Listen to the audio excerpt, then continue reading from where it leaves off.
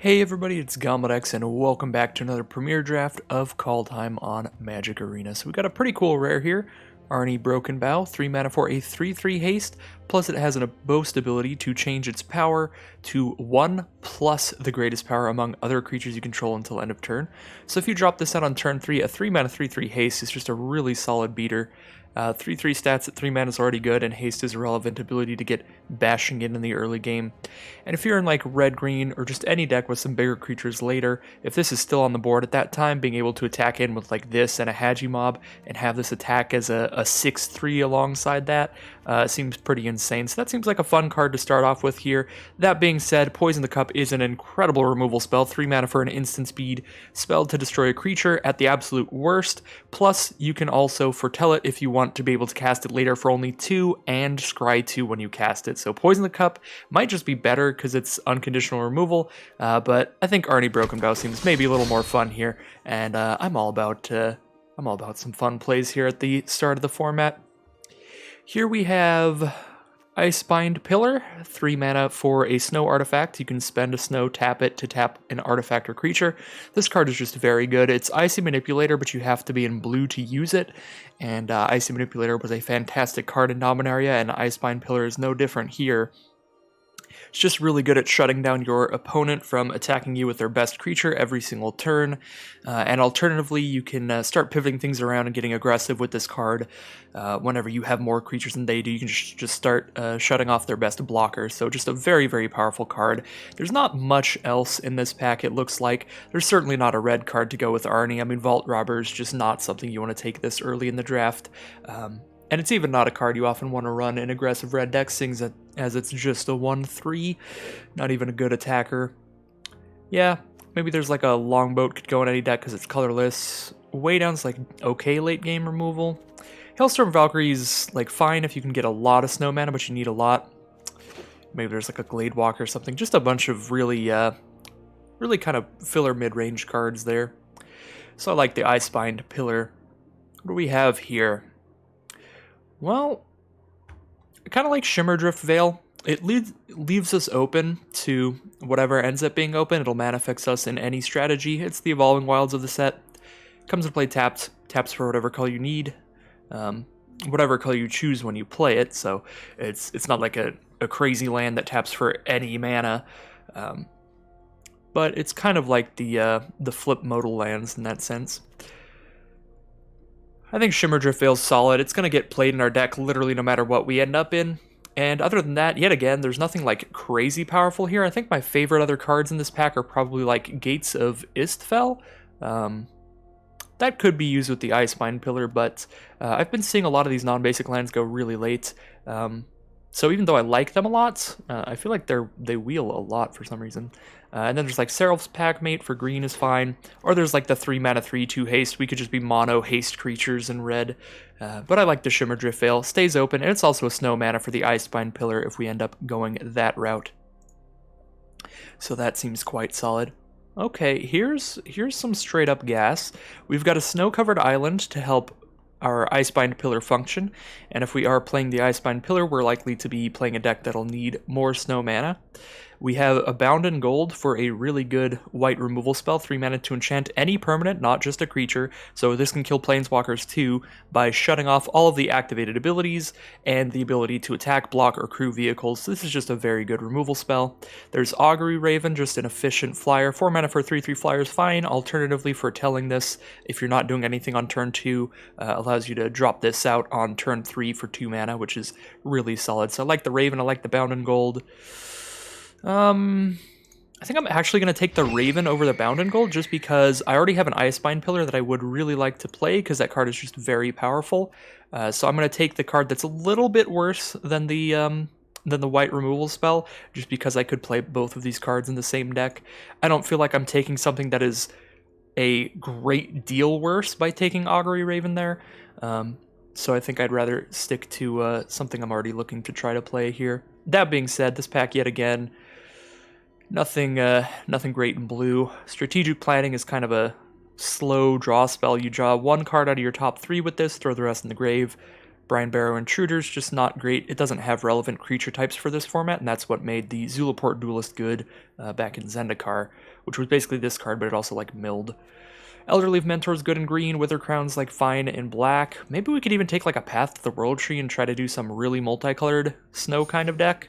I've never used the Path to the World Tree yet, but I've had it used against me several times to really good effect, so I might want to try this out at some point. So I'm just going to scoop that up there, because again, we're not taking that over anything incredibly great.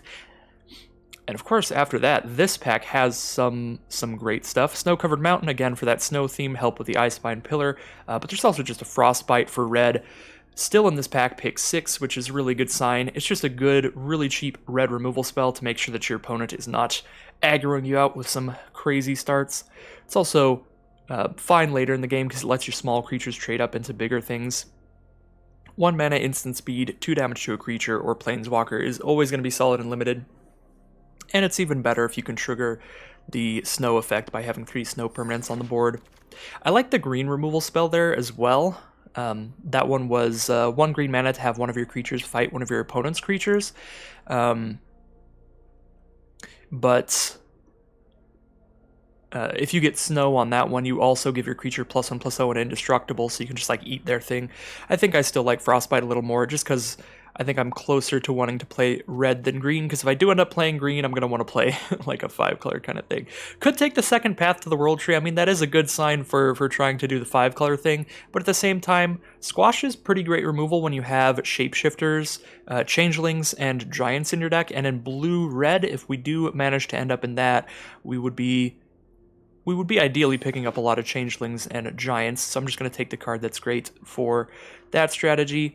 Another pack, I'm not taking these Snowlands very highly, which may not pan out well for the Icespine Pillar, but I do really like the Demon Bolt, and Demon Bolt pick 8 is super solid. I think for sure we can end up in red here.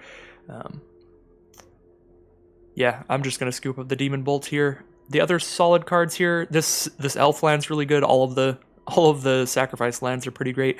This one you give -2/-2 to a creature you don't control and create 2 1/1s. You can only do it as a sorcery, so you can't like kill their 4/4 with this by doing it at instant speed and then chumping with 2 elves. But just killing one of their like 2 or less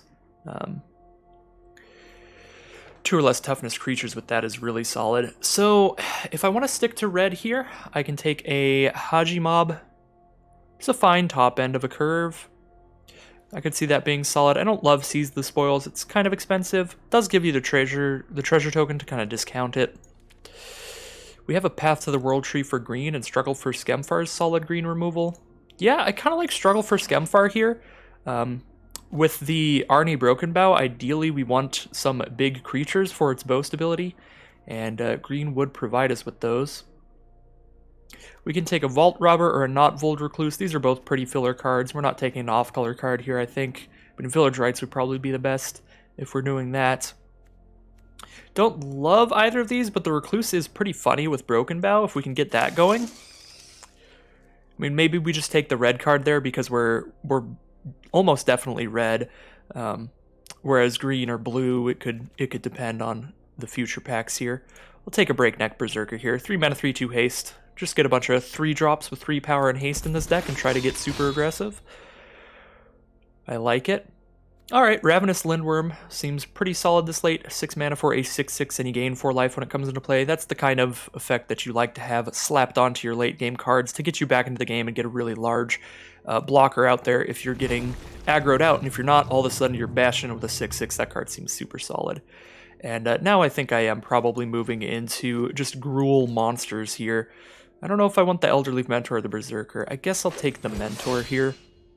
And that Snow-Covered Mountain that late is really good. That being said, since we're not in blue anymore, we don't really need Snowlands that badly, but it still helps with Frostbite, get that closer to being active, and if we end up picking up any of the like 3 mana 2/3 Troll Warrior that you can give Indestructible with some snow mana, there are like some relevant things we'll want that Snowland for. So that was really late for that Snow Mountain. I'm very happy to pick that up. Really not great pack here. I guess we don't have any 2 mana creatures yet, so we should probably just scoop up the Guardian Gladewalker. 2 mana for a 2/2 by itself, or 2 mana for a 1/1 and throw a counter on something else. It's also a changeling, which is relevant for our squash. It'll allow us to cast that for only 2 because it'll be a giant. But yeah, I think this pack in general is just quite weak.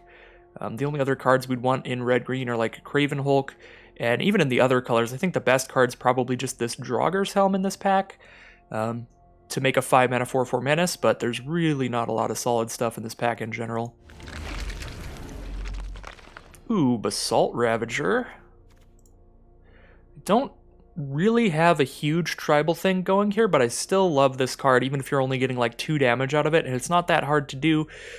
In green-red, we can now prioritize the green changelings like Gladewalker to make sure that if we have just a guardian Gladewalker on the field, when we cast Basalt Ravager will come into play and do 2 damage to any target, so we can kill a 2 toughness or less creature with that. That just seems really solid. I absolutely love Basalt Ravager. That's just a fun card a lot. And we've got, what, 2 Berserkers already? 2 Berserkers. We've got a Shapeshifter. We've got a little bit of tribal going on right now. Plus, it's another giant to help out with the squash, so that is very solid for that reason, too. I am really loving the red cards that I'm seeing in pretty much all of these packs.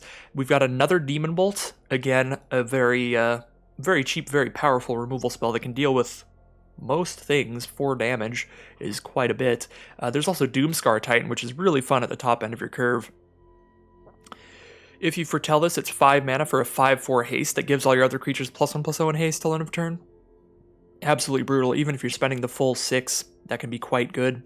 I do really love that card at the top end of the curve. That being said, Demon Bolt is just so good and so efficient. I don't think Doomscar Titan's going to wheel, though, because somebody's probably going to be in blue-red giants and just scoop it up. Yeah, I guess I'm taking Demon Bolt here, but I don't feel great about that one. Alright, I could take another Changeling to go with the Stomps, and we want to get some 2-mana creatures. When we have 2 3-mana Hasters on turn 3, and our other turn 3 creature is also just a really aggressive creature, just 4 power on turn 3, I think we're trying to just curve out and smash our opponents in the early game. So we want to get some 2-drops like the Gladewalker, and the Changeling is very helpful for both Basalt Ravager and Squash. I like the Shimmerdrift Veil. I also like the Struggle for Skemfar,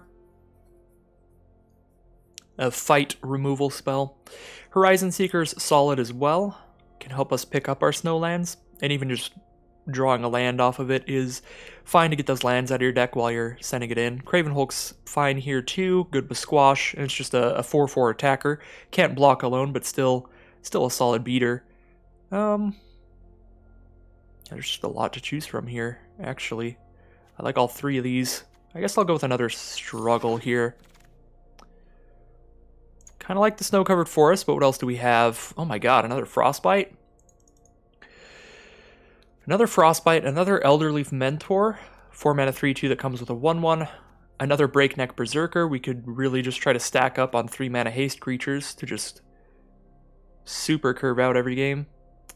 The Snow-Covered Forest is a little bit of a speculative pick because Frostbite is our only thing that cares about snow right now, and it doesn't need the snow to be good. So because of that, because it is really speculative on us opening another good snow card, I'm actually just going to take the Frostbite here probably.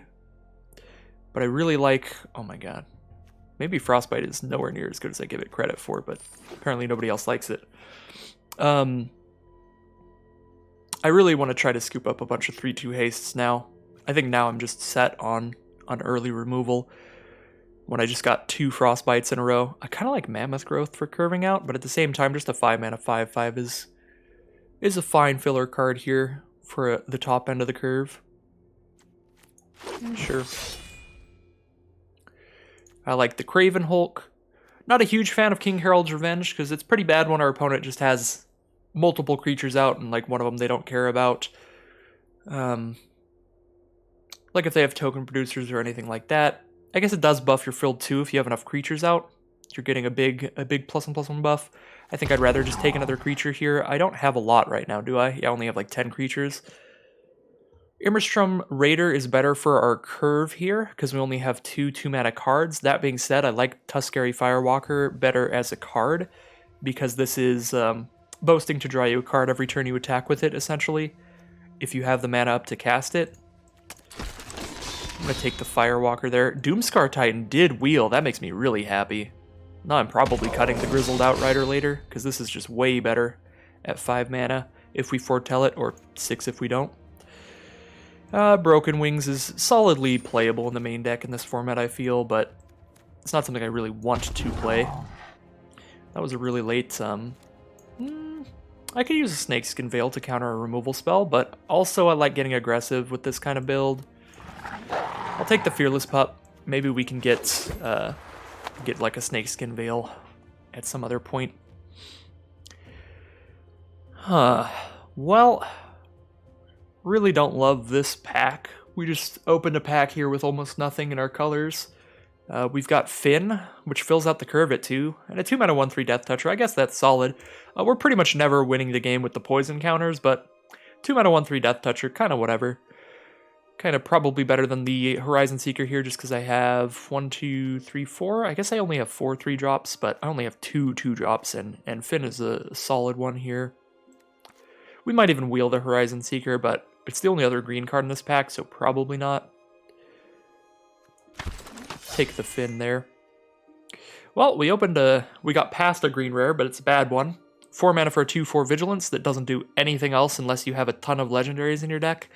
And the flip side it's like a bad mana rock, because it's a mana rock that only adds mana for creatures of 1 creature type or legendary creatures, so it's just really, really bad.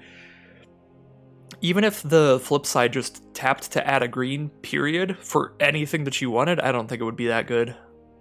So that card is just terrible. Wow, and then again, yeah, these are some really rough packs to have pack 3 here, because you gotta think, the last pack we literally opened, it was a full pack. This pack, there's only 1 card gone, it's an uncommon, and there's no green or red playables. So we're in a really rough position here. I think I just take Run Amok for maybe going aggressive and trampling over my opponent's blockers, but this is some solidly bad luck in pack 3 here, because it doesn't even matter, even if the person on my right is literally also Gruul, this is still an absurdly low amount of Gruul playables, even if they're taking 1 out of each pack.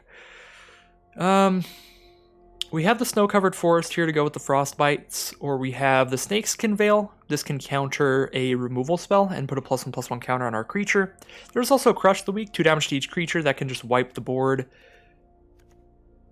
We do have a lot of 2 toughness stuff though, so I don't love it in this deck, but we can always just hold on to it until we're in a good position to use it. I think I'm just going to take the Snakeskin Veil there, honestly. I like the Masked Vandal, 2 mana for a 1/3 that has all creature types and is main deckable artifact and enchantment removal. That seems solid. Definitely seems like the person on our right is also in Gruul, but also there's just not great Gruul stuff here. Shimmerdrift Veil, another struggle for Skemfar. I now have 3 Frostbite, 2 Demon Bolt, 2 struggle for Skemfar. I think I'd rather take a Shimmerdrift Veil or even a creature here. I only have 16 creatures right now, so I could take this Craven Hulk for that, or even the Haji Mob, so I just cut out the Outrider and swap it with that. I like the mana fixing. I'm going to skip up a Shimmerdrift Veil. Also a Snowland for those Frostbites. Eyeside Troll and Spirit of the Alderguard are usually great in Gruul when you've ended up with a lot of Snowlands, but we didn't take any to speculate towards being able to play cards like these, because all we had was Frostbites at the time. That being said, when cards like these show up, that is why you would take the Snowlands highly, even when you don't have cards that care about them. So we could take another Demon Bolt or an Axeguard Cavalry here. Yeah, sure, we could just be mono removal. Another Demon Bolt. Red removal is just incredibly open here, but the creatures are just not showing up. Okay, I like Frenzied Raider here. We've got the Fearless Pup. If we can curve into Frenzied Raider with a Fearless Pup on the board, that's just incredible. Turn 1 Pup, turn 2 Raider, turn 3 attack with the Pup, boast it, and this attacks with a 3/1 first strike, and Frenzied Raider's attacking as a 3/3. That's just incredibly solid. We've also got Arnie Broken Bow that boasts, Tuskeri Firewalker that boasts, and if we don't boast a single time with Frenzied Raider on board, it's still a 2 mana 2/2, which is fine. And we did wheel the Horizon Seeker here, So we wielded the only other green card in this pack, and nobody took a red card out of this pack, so maybe I'm just wrong and the pack distribution has been very weird in terms of the colors here. But we're absolutely taking a Horizon Seeker. It combos well with Frenzied Raider for the boast ability. It lets us grab our Snowlands to help our Frostbites. And yeah, it's just a solid card in general. And then here we are with another one of these packs I don't really like anything in. Guess I could take another Broken Wings. For the non-existent sideboard, since all of these games will be best of one in Premier Draft. Snowlands are still going pretty late here. 5 cards there, and I got to scoop a Snow Forest, so that was cool. Maybe we'll wheel like an Eyeside Troll or something. It's still not great in this deck. When we only have 4 Snowlands, we won't have enough snow mana to use the Eyeside Troll's ability until we're halfway through our deck on average. But, I don't know. Well, we actually just wheel a bunch of other solid creatures here. Kind of like the mob here, cut the Outrider. And yeah, now we just wheeled another Craven Hulk if I wanted to take the Hulk out of there, and then wheeled another Vault Robber if I wanted to take the Vault Robber out of there. That seems solid. Alright, 9 cuts here. I think this seems like a solid Gruul deck. We've got a ton of removal. Triple Frostbite, quadruple Demon Bolt, double Struggle for Skemfar, and a Squash. We've got 3 Changelings, 3 Giants, actually 5 Giants, so Squash is pretty playable here. It'll often be 2 mana. We'll get that cost reduction out of it. With this much removal, I may be cutting the combat trick, because we could just have straight up removal instead to get things out of the way.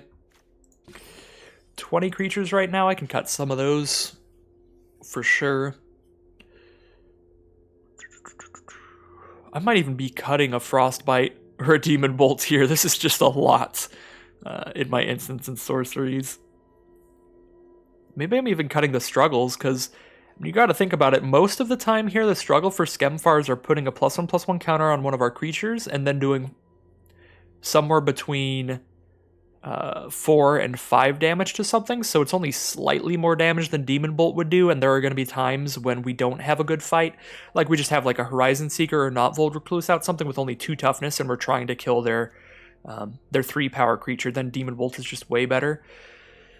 The struggle is only doing like more than 5 damage on 3 of our cards. Only 3 of our cards will do more than 5. Yeah, I could see an argument for just cutting these 2 struggles and just running the red removal instead.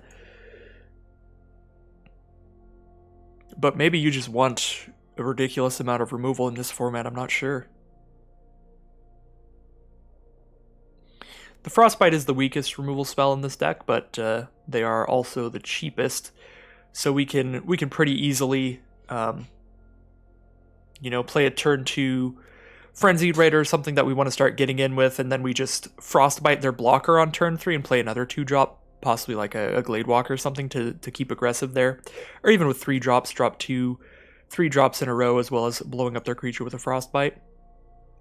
So I really like it for staying aggressive. Yeah, I'm going to try cutting the struggles here.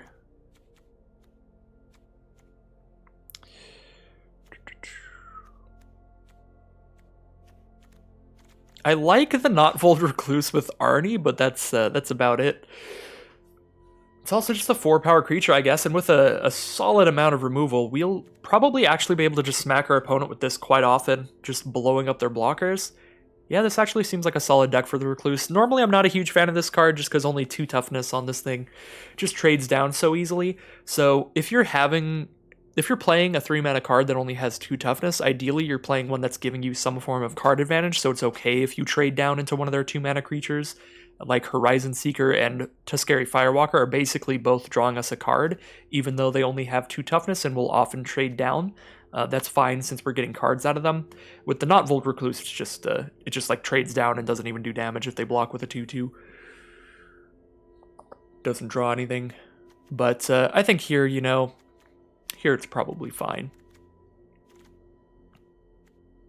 Maybe I'm taking out Finn. And like a Vault Robber, just the 1/3s at 2.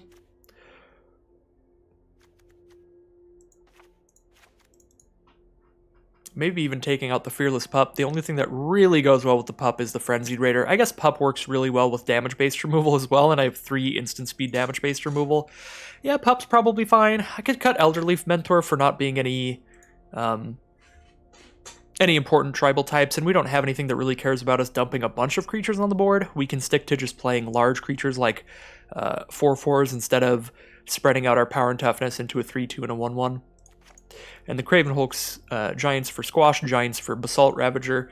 I think I like them a little better for that as well. 3 cuts to go. How's our curve looking? Average 3.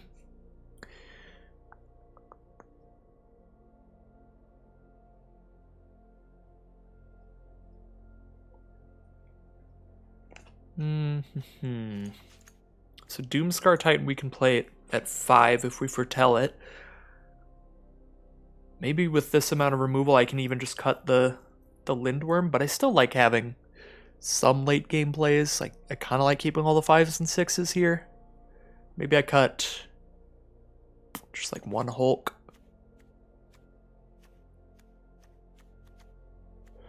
I guess the Not Volt Recluse is like one of our only irrelevant creature types as well. I'm seeing a lot of signs towards cutting the Recluse, but God, I want to just bash somebody for 4 with that thing. That's just 3 mana, 4 power. The inner Timmy inside me is fighting so hard to keep this Not Volt Recluse in right now. It's kind of insane. We could probably cut 1 land. That might be a bit bold, but I've got Horizon Seeker to help draw lands, and we've got a lot at 3 mana and earlier. We can foretell some stuff. Just the Doomscar Titan, really, as our 4 and 5 mana plus foretell cards, but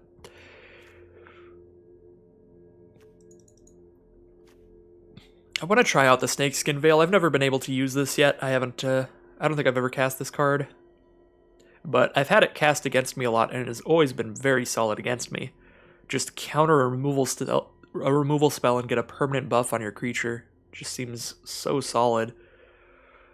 Maybe we are taking out the Masked Vandal, actually. But again, we don't have a lot at 2 mana. And I like main deckable Artifact Enchantment Hate. I'm going to cut 1 Frostbite.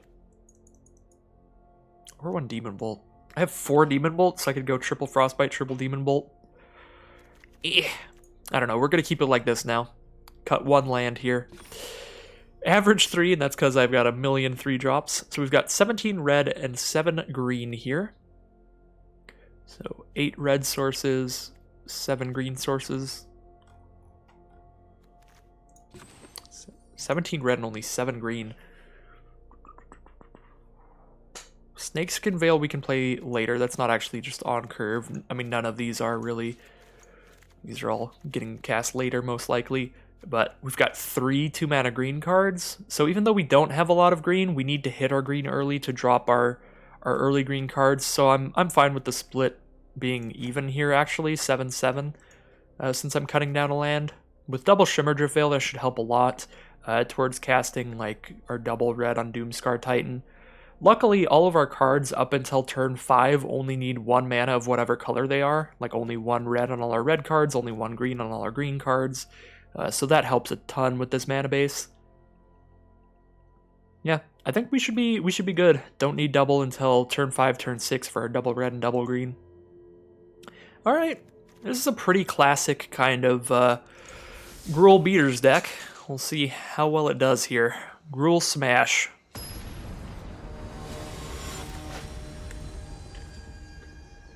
Tons of removal to just clear the board for our dorky Gruul Berserkers.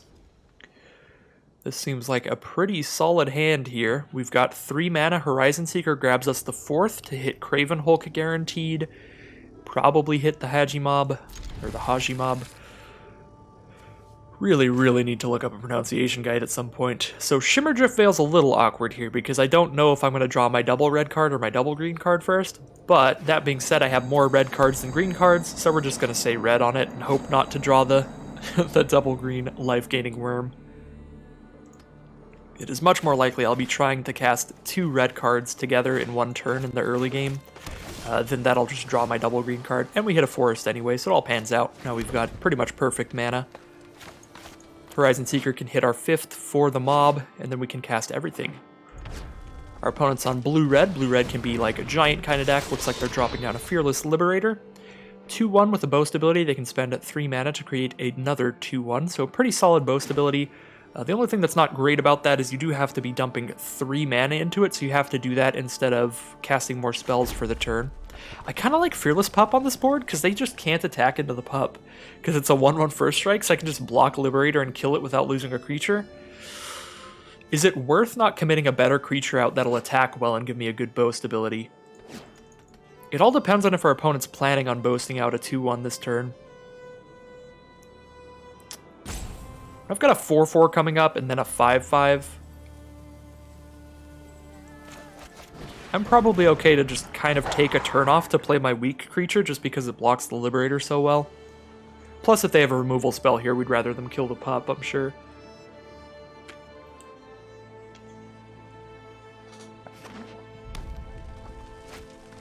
Replicating Ring. So they were going to take the turn off anyway, or they decided to take the turn off because I played a Fearless Pup.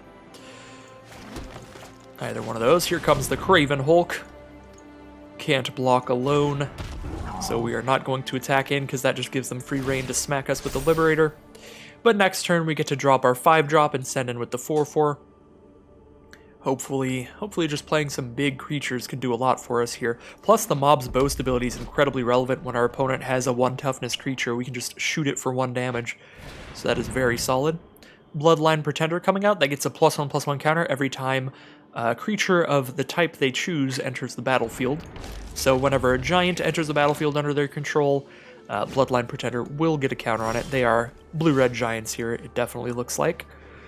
Don't think I need to hold up Demon Bolt. I highly doubt they're going to cast 3 giants in 1 turn to make this a 5-5, so I'm going to drop the mob, and then next turn I can just Demon Bolt the Pretender before it gets too big. Or if they play like a Craven Hulk or some other kind of giant, I could just shoot that instead.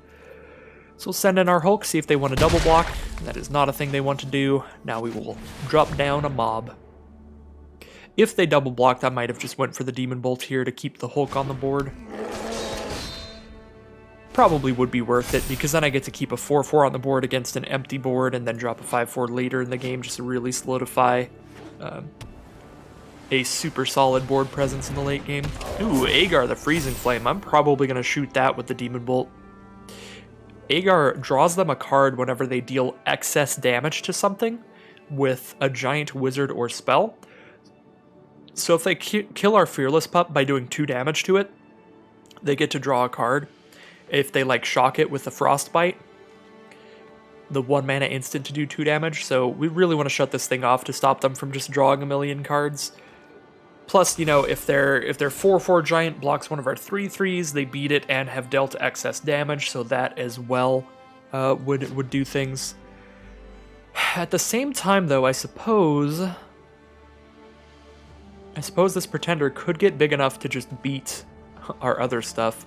I should probably just hold on to Demon Bolt to maybe use it in combat if they go for a double block kind of deal.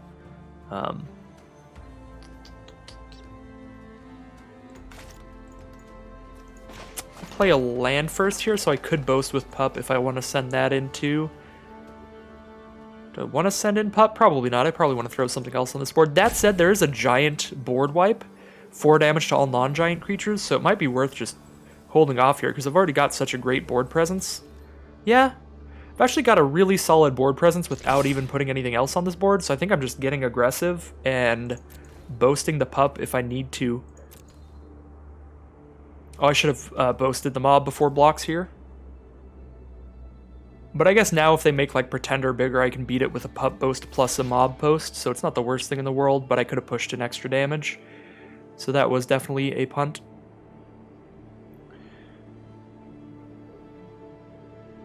Missed my opportunity to click the boast thing, because I was thinking on other stuff.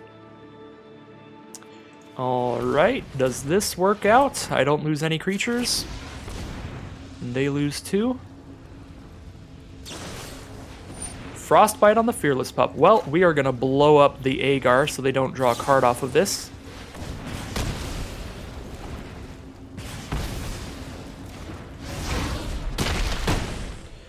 So that actually worked out really well, because if I had committed my mana to the mob there and then tried to boast the pup, I wouldn't have had the mana up to Demon Bolt there. So I accidentally played correctly. It happens. Sometimes you just stumble upon the correct play. So Calamity Bearer makes all of their giants do double damage, so Bloodline Pretender is now essentially an 8/4.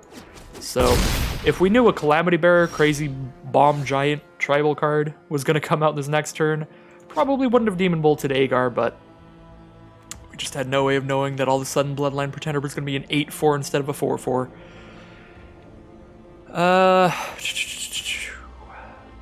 Craven Hulk trades with Bearer, or it hits them for 4, or clears out the Firewalker, and it doesn't block alone, so it's not going to block well. I can just drop 2 chump blockers out here.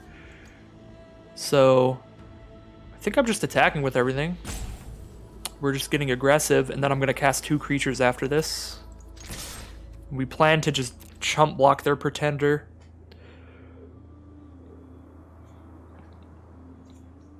No blocks. I think I'm going to play in a way to where if they don't draw a removal spell, I can just win. Because here, if I play 1 chump blocker, I chump block the Pretender and I take 6, 7, 8, 9. So they have to draw a removal spell to win if I shoot them here. Because they take 9, they take 10. Then no matter how many blockers they have next turn, I can shoot them for 1 when I attack with the mob. So it's a little bit of a risky play, but I just have to hope that my opponent doesn't top deck like an absolute god here. As long as that happens, just getting the chump blocker will be fine. I should probably just play the biggest chump blocker I can. I guess all of these would have 2 toughness, so it doesn't really matter. Yep, they're all just going to be a 2 toughness chump blocker, so here we go. Don't have removal, friend. They do draw 2 cards because they draw 1 off the Firewalker, so that actually makes it a little risky. If they draw a removal spell, I'm dead on board because they shoot the Glade Walker. And then if they draw a removal spell out of the Firewalker, if it's a sorcery speed removal spell, then they can survive next turn. If they draw an instant speed removal spell out of the Firewalker when they declare attacks before I declare blocks, then I am also still dead on board. But I think we just have to play to the win here. They just have to top deck here. So I think our odds are solid.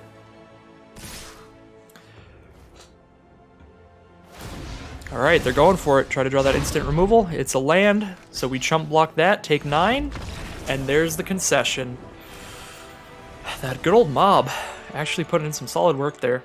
Card doesn't look that great, but in that game it was real solid.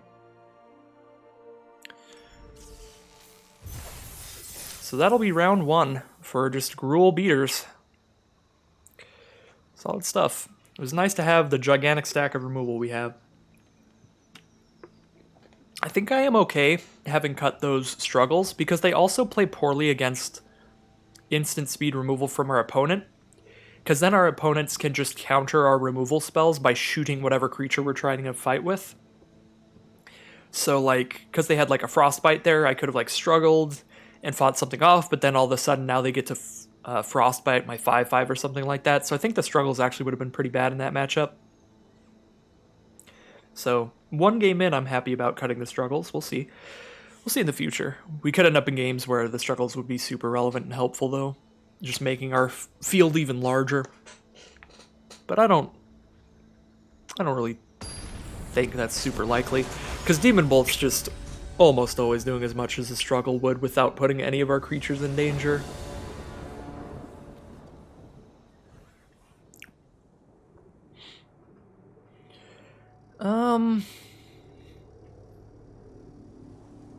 We've got time to hit lands with this hand, because we've got double Frostbite to stop our opponent's early aggro if that's what they're trying to do. This hand does stumble a bit if I don't hit lands immediately. Opponent's going first, so we're drawing every turn, including the first turn. I'm gonna keep it. We have 9 3-mana cards in our deck as well. We just got a giant stack of 3-drops, so could even just hit one land and start drawing a bunch of 3-mana stuff and be fine.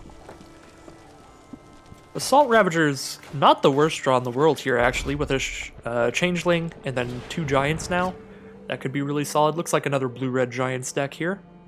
Glimpse the Cosmos is a card you're only really going to play with Shapeshifters or Giants so that you can double cast it, but it is incredibly solid when you can cast it twice.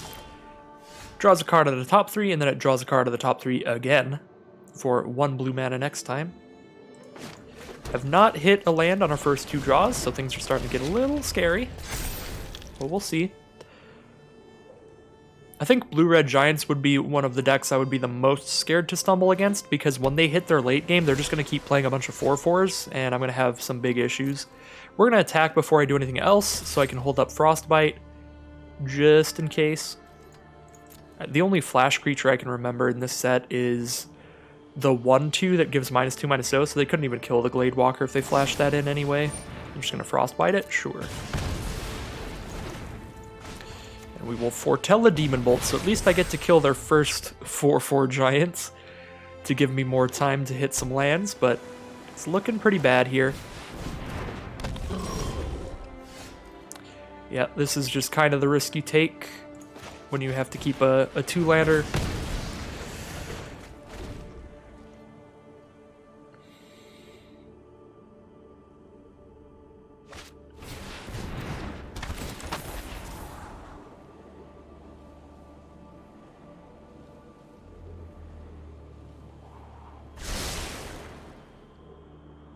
Inga Rune Eyes coming out, scrying them 3. They can draw 3 cards off of it.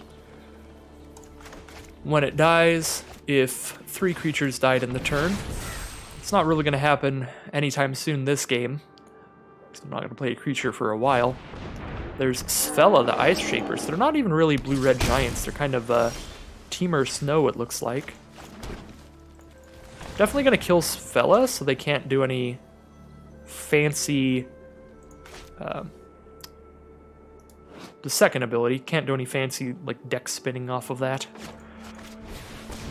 Casting anything out of the top 4. They've got 4, 5, 6 mana already. They're only 2 mana away from the secondary effect. I'm just going to kill it now before they draw a card.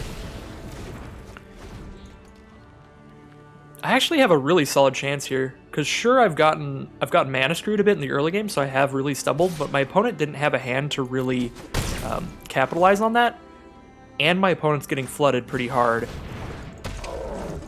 Alternatively. Well, getting another Giant to cast the Glimpse the Cosmos does help them get out of that. Here's one of those games where Squash with a Changeling is so good. Unfortunately, since I don't have double red, I can't Squash and hold up a Frostbite to trade off my Gladewalker with the Inga. Do I just Squash Craven Hulk right now, or do I just play a 4/2 and try to trade the old-fashioned way? I think I'm just going to try to trade the old-fashioned way.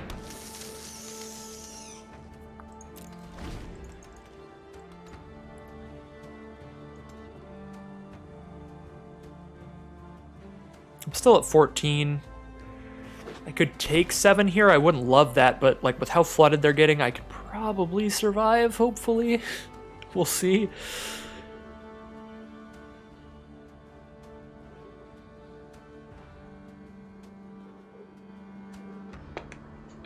They've got 2 cards in hand. One has been foretold. Could be the blue and 1 more counterspell. This is definitely going to be a red mana here. I've already got double green for the Lindworm in the late game. Well, I don't have double red, so... And I only have 2 snow permanents, so my Frostbites still only do 2 damage. I am 1 snow permanent away from Frostbiting for 3. I guess I'm trying to Squash Craven Hulk.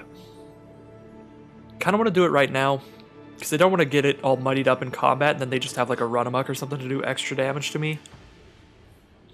I'll just do it right now. If they have the counterspell, I will be sad. Could be the Foretell counterspell here. Behold the Multiverse it is. Okay, scry 2, draw 2. One at the top, one at the bottom, draw 2. With our opponent on a blue deck, they do have solid stuff to be able to try to draw out of the flood. Really even the amount of cards out between us. Invasion of the Giants. Scry 2, then draw a card, and maybe deal 2 to me, and then make their next Giants cost 2 less. So basically, scry 2, draw a card in general. And there's the Berg Strider. Alright, so they're just going to start going off with card draw here.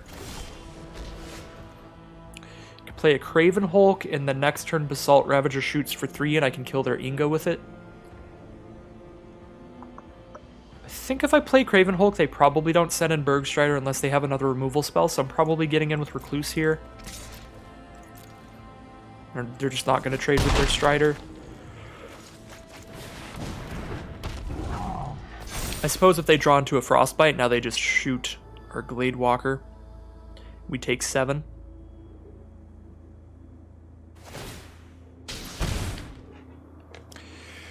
Oh my god, they have Calamity Bearer to double all their giant damage.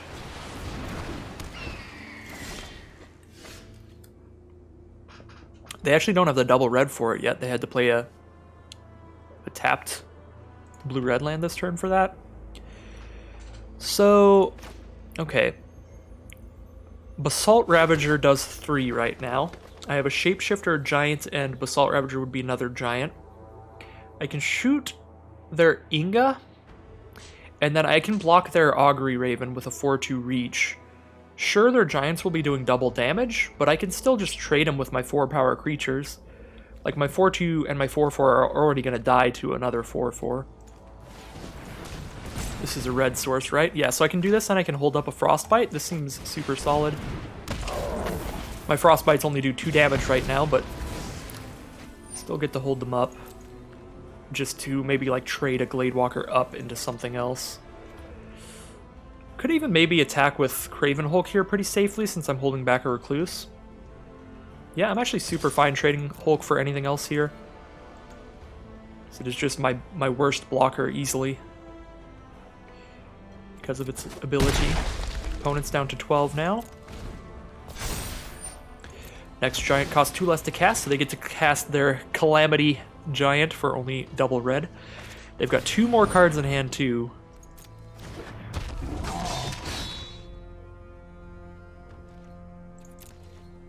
Just passing turn. Excuse me. Feels pretty good. Demon Bolt is a solid draw here. I think I foretell Demon Bolt, and then I can hold up a Demon Bolt and a Frostbite during their turn, and I'm still just sending in Craven Hulk. Fine with any trade here. We are trading for Berg Strider. Solid stuff. I kind of do have to hold back this stuff, though, until I bolt away their bearer.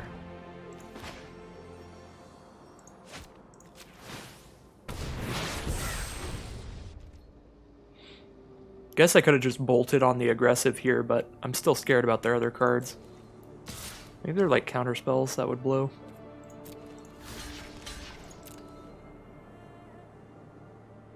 Get in there, Spider. Do your Spider things. Give it -3. Alright, well, Frostbite it is. Can do that later. This might draw a counterspell if they have one. Okay, no counterspell means I get to Demon Bolt the Bearer too. Clear board, I hit him for 6 this turn, 6 next turn. If I draw land, oh, that's so beautiful. That means I get to gain life off the Lindworm. The life gain on this actually being very relevant here because I'm actually a little spooked, even with a clear board there, with their cards in hand in a red deck. I think we got there. Nice, really nice recovery from the start where we stumbled on our lands for a bit, but that is one of those games that definitely proves it is better to get mana screwed than mana flooded a lot of the time. Because sure, we didn't get to cast all of our cards till later in the game, but I think overall we still managed to probably play more cards than our opponent just because so many of the cards that they had to play were just lands. So both of us got unlucky in a different way, but we managed to fight our way out of it there. Really solid stuff. 2 wins and no losses for Gruul. Maybe that's just the secret to this format for me, Gruul. I have had a better record with Gruul than anything else so far. Most of my runs in this format, it's early enough in the format that I don't have a completely perfect grasp on it or anything. I don't have a great grasp on it. So a lot of my games, I have like an exact 50-50 win rate overall, including all my practice drafts off stream and off recording.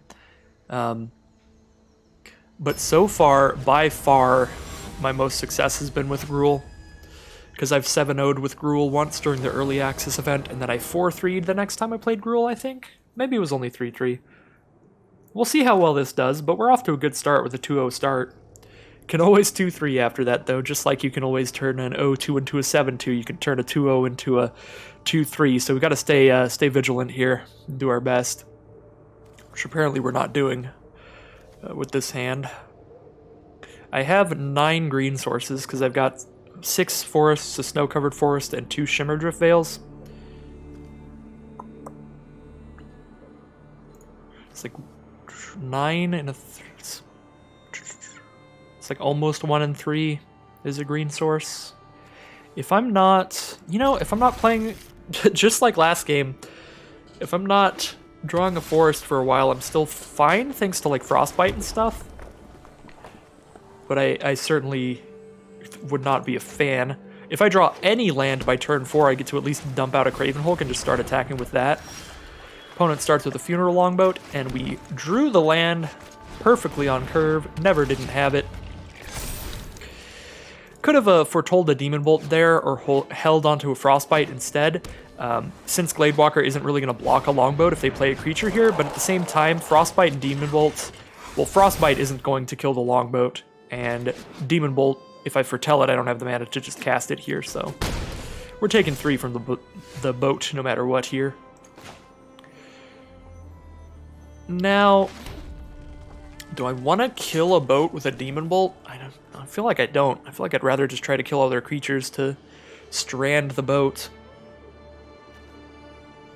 So, kind of don't even want to play the Recluse. I guess if they play any creature, then all of a sudden that next creature gets to crew the boat because it's a crew cost of only 1. So maybe I do just play the Recluse and trade with the boat if they attack in. Next turn I've got Craven Hulk, so I've got like big beefy creatures coming out on curve after this. So I can trade off here. This boat is going to be a big hassle, so I might as well get this thing off the board. When a vehicle has such an easy crew cost, like a crew of only 1, you know that any creature in their entire deck can crew it. So against a vehicle like that, I think I would rather actually trade with the vehicle than attempt to kill all of their other creatures to strand it. If it had a high crew cost, there'd be a good argument for trying to kill their other stuff. But I'm just killing this Longboat because it's just going to hit me for 3 every turn. I mean, I guess it won't once I have a 4 toughness thing out, but I've got all this other removal to throw at their birds and stuff. And Craven Hulk can't block alone anyway, so if they kill Gladewalker, it would be hitting me here. Do I want to hit for 2 or do I want to hold off their Scorn Effigy? I think I want to hit for 2 with all this burn in my hand. But then I'm taking 5, I'm down to 10. Depends what's in their hand in those 3 cards. That is a bit risky.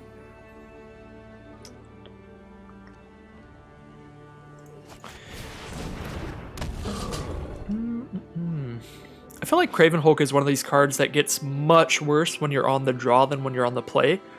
So that is one of the big drawbacks of it. Like, turn 4 on the play, Craven Hulk's great. Turn 4 on the draw, Craven Hulk can be an issue. Just not being able to block here before it starts sending in. I guess I'm not attacking. I think we have a good late game ahead of us, so let's just do all we can to survive till then. But our opponent could have the same. We don't know what they have. Stalwart Valkyrie? Alright, that gets Frostbit. I like frostbiting that and then just demon bolting their Raven. I'm definitely sending in Craven Hulk now. No, we'll let them double block if they want to here.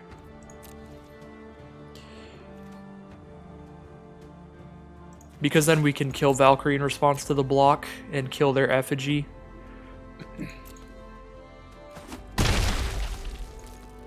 I guess now I am taking 2 from the Scorn effigy, but I'll be killing the Raven as well, so I think it's better to get in for 4 than to hold back their effigy again. Is this the right? Okay, good. I'm just making sure that it's not spending double red to foretell there for some reason. Should probably just stop letting the auto tapper do stuff because it really blows whenever it screws you over. Could block effigy and frostbite there, but that's a 2-for-1 deal, so I think we're just demon bolting the Raven. If they have a counterspell, they have a counterspell.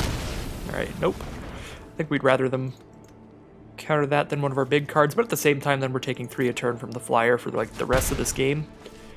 Maybe I should have just main phased Demon Bolt while they were tapped out. Doomscar Titan's actually a pretty great draw here. I think I get them for 7 here by throwing a counter onto my other Gladewalker, and then I can just trump block if they play anything really bad for me. Ooh, they're holding up an instant of some kind. Well, I'm glad to have a Frostbite at the ready here for whatever this is. Could even hold back this Gladewalker and then they don't get to attack him with the effigy, but with a Doomscar Titan coming out next turn, I really want to put the pressure on them. They're down to 7 now, and it's going to be really hard to not take 7 next turn if I cast a Doomscar Titan. So I'm going to foretell this thing. We are really hoping to hit a basic land next turn. If we hit a Shimmer Drift fail, that'd be a little sad, but it'd still be a land, so we'll get there eventually. They have 3 cards in hand, 6 mana on board, and a Scorn effigy. What is coming up now? In blue-white, double white, 4 blue. Run ashore, that is real bad for me. So I put the blue half of this is put it on top or bottom. So I put Gladewalker on top or bottom. I'll put Gladewalker on bottom here because I could curve into Doomscar Titan, I think. And then Craven Hulk's just going back to my hand. Yeah. Put on top? No, I want that on bottom. And Craven Hulk's going to hand. Okay. If I hit Doomscar Titan mana, they just die. So if I hit a basic land, I win here, so I'm going to take that. Ooh. That's pretty good, but it's not just the win. I hit them for 4. If I attack with both... Could just attack with 1 and put them to 4 life and then still be safe against the effigy. That being said, I'm at 8 life. How are they going to kill me with an effigy? There's a spell to give it +1/+1 double strike. I'd take 6 from that. Yeah, just hasting out Breakneck Berserker leaves them to...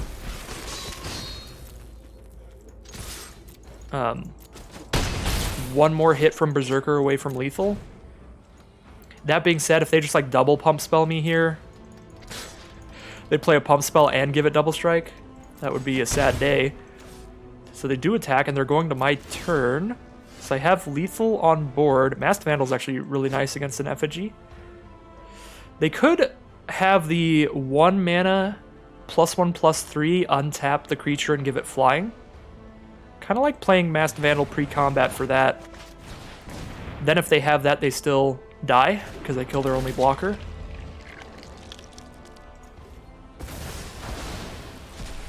And now we have a 1/3 blocker for whatever they play here, and we're holding up a Frostbite. Oh, it's the little stupid intruder thing. Okay. So they get to give the Berserker -2, and then they just take 2 here. But I can kill that before they block, so I get to keep my Gladewalker out. So they survive and go to 1. Oh my god. I've been intruded very hard here.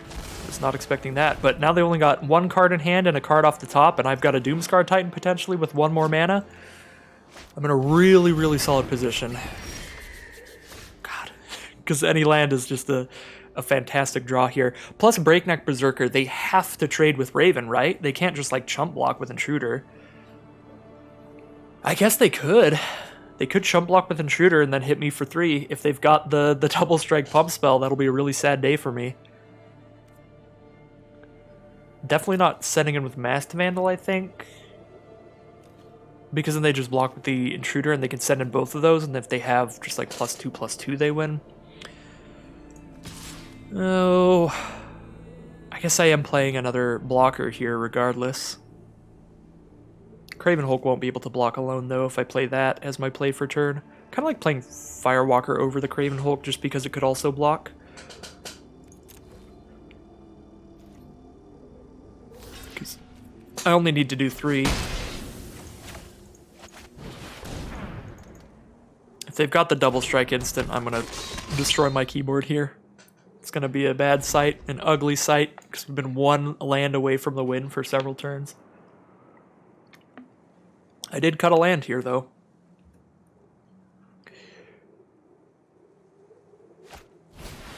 Doomscar Oracle. Alright. Do I get to do the thing?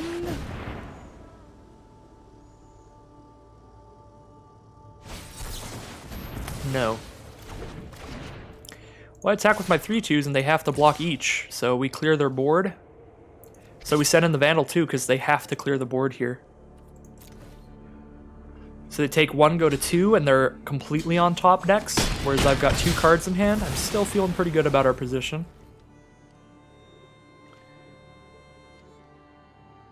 Alright. First draw is something. They're chilling in main phase 2. Run ashore. No, you can get on the bottom, Masked Vandal. Here's a mob. Our biggest creature. It also can block, and even if they play a chump blocker, we get to do 1 damage to them with our boast ability. And there's the concession. I was really worried there. That was a close one back and forth.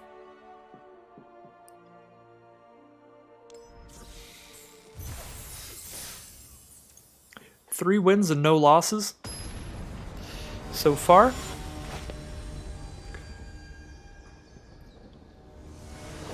I was very scared about having cut the land, costing us the game there, but it all worked out at the end. We have been getting mana screwed a lot, but it's also been like helpful because we're ending most of these games having cast most of our hand anyway, so it's just been good to be getting screwed instead of flooded. So like I'll absolutely take it. Oh, yet again, another mono-colored hand. We have exactly even mana sources for both of our colors, but we are consistently drawing just 1. So that is rough. It certainly happens, though.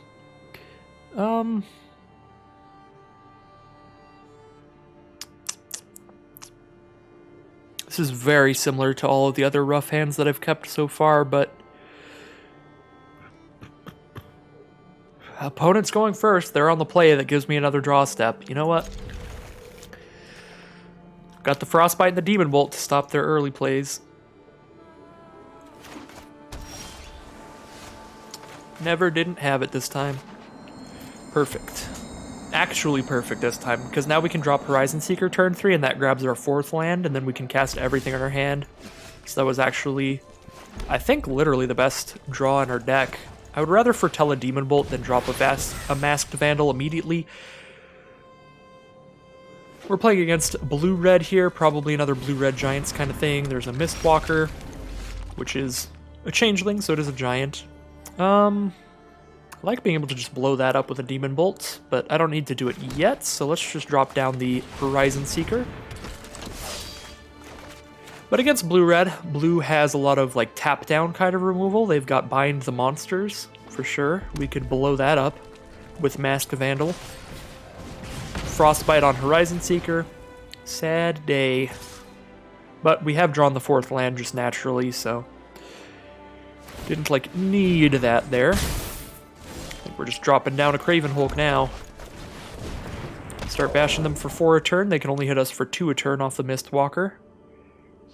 We may not even be Demon Bolting the Mistwalker. We might be, like, if they just play like a 4/4 blocker, just shoot that instead. Frostpire, Arcanist. 2/5 blocker, and it lets them grab another instant or sorcery that's in their graveyard. So they grab another Frostbite. Luckily, that's not enough to kill the Craven Hulk by itself. So I have to attack in here, and they soak up the damage, and then I also Frostbite that to kill it. I can't block with Hulk anyway, so there's no reason not to attack here. Do I want to play a 1/3? At this point, I think I'm just dropping this down as a 1/3 to just block Arcanist all day long. That was a bad auto tap. I should not let it auto tap. Actually, is this a green source? Yeah, it's a green source. So that was actually a terrible auto tap. So I've only got 1 red mana up now. Auto tap should have just spent double green. I have no green cards other than that to cast. Still don't feel like Demon Bolting a Mistwalker is necessary. It's only doing 2 a turn maximum. And Craven Hulk can get in for 4 a turn. They don't seem like they're trying to block with the Arcanist until they can... Okay, well now I'm Demon Bolting the Mistwalker so that they don't get a +1/+1 counter on that and scry 1. Oops. Now it's just a 2/4. They could double block Craven Hulk now with both of those, though. If they double block and I throw a +1/+1 counter on it, it doesn't work, though, so that is very solid. I'm going to manually tap that way. That would be so embarrassing if I actually manually tapped last turn and just forgot. It wasn't even the auto tapper, it was just me. Manually tapping that way because I only need double red, so looks much less suspicious than just leaving a giant stack of red up. No blocks. That is 5 to their face. They're down to 11 now. We are getting a little flooded here. Got 6 mana. I guess that's not technically flood, because we have 6 drops in this deck. So it's not flooding until we've hit our 7th land. 2/4 and a 2/5 from our opponent. They've got some good blockers. They've foretold a card. Hajimob's a fantastic draw. Yeah, we're sending in, and if they foretold a Demon Bolt or whatever, sure. We're trading still. 2-for-1 trade. I get to kill their Arcanist and a Demon Bolt. Or their Kinseekers and a Demon Bolt. They are going to do the double block. We're going to kill the Arcanist. Right? 5 damage to the 5 toughness creature rather than the 4 toughness creature. And then... Oh, I guess they are just frostbiting here. They still have that. Still a 2-for-1 trade. I'll trade a Frostbite and an Arcanist for my Craven Hulk. They only have 1 red up too, so they can't cast a Demon Bolt and a Frostbite. So we know we're clearing out Arcanist, I'm pretty sure. 1 blue and 1 red up. We do have to remember that they have a Surtland Frostpire out. It is really easy to miss when your opponent plays these non-basic lands, so really pay attention to their lands so you know when effects like this can be coming up. So they can do 2 damage to all our creatures pretty soon here. They've got 1, 2, 3, 4, 5. They just need 1 more blue source and they can do 2 to all creatures. So we need to be ready for that. So if we had like a 3/2 in our hand, we probably just wouldn't want to drop it down right now. Can I do anything crazy here? I could double Frostbite the Kinseekers, actually. I'm not playing the mob if I do that, but they only have 1 blue up, so this probably works, actually.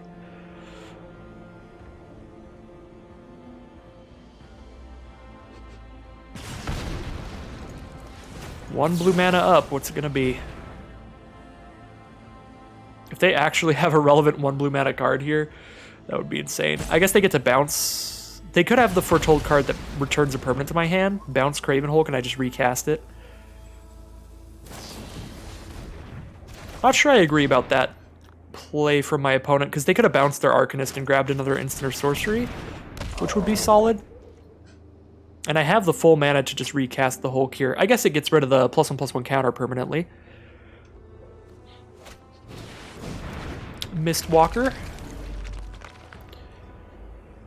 is on the board, and they're going to squash the Hulk. Fair enough. We are definitely dropping a mob out. Trying to send in with that thing now. Gonna start taking 2 a turn from a Mistwalker again. Opponent is still 1 mana away from sacrificing the Surtland Frostpire to do 2 to each creature. Currently that only kills Gladewalker, and they can only do it at sorcery speed, right? Yeah, they can only do it at sorcery speed, so they can't like do a surprise Frostpire after I send in the mob. Oh my god, Broken Bow is a sick draw. It's got 3 toughness, so they would have to double block to kill it, and I get to send in as a 6 power creature. Hope they don't have a counterspell, but other than that, this is a sick draw. Plus, with 3 toughness, it doesn't even die to the Frostpire. Oh yeah. Oh yeah, we're getting in there so hard right now. We got to do the cool thing with our rare. Grr! That's a 6/3 Arnie Broken Bow. That's right. I did it.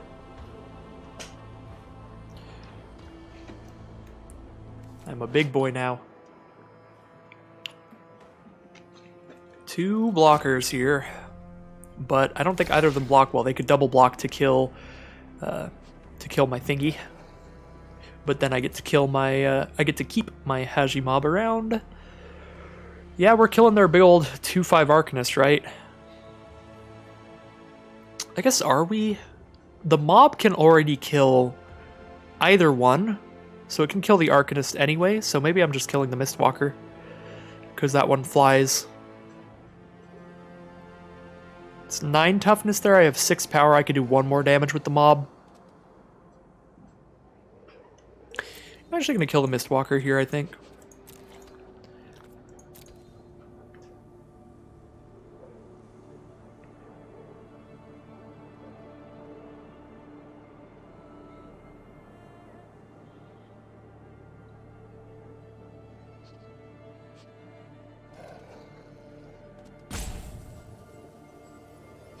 The hourglass has arisen.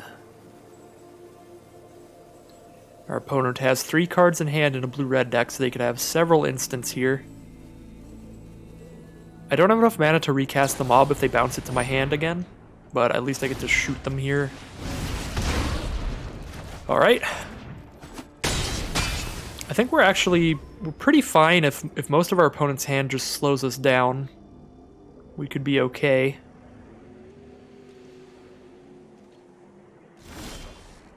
Unless they just have like a counter spell here, but I can't play around it. All I have in hand is land. All I have in land. Let's see, green. Yeah, I'm just gonna hold on to this one, just be all scary. I guess, let's see, 1, 2, 3, 4, 5, 6, 7. No, I'm gonna play this because if I draw my 6 mana haste giant, then I want to be able to play this and boast. So that one's on green, so we'll play this one on red. Have just even split of mana. No attacks.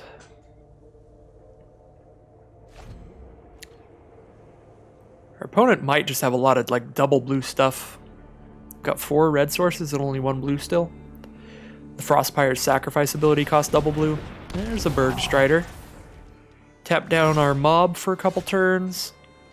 I'm not going to play this land because now I can afford to spend a 6-drop and use mob's ability.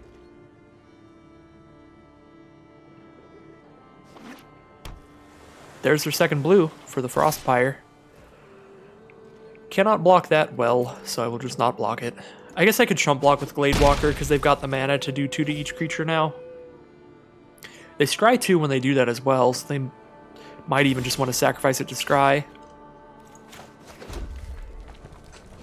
So, 3 cards in hand. They did tap down the Bergstrider here, so on board, mob should be able to get in. I don't think I'm blocking with mob because I'm definitely not blocking the Bergstrider with it because it just trades.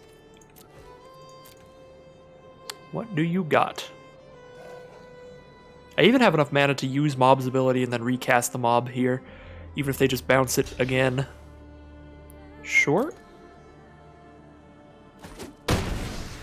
Oh, it could be another Frostbite. Hopefully they're not trying to use Frostpire here, because that they have to do at sorcery speed, so that would be rough for our opponent. Provoke the Trolls. Alright, extra 3 damage, that certainly works.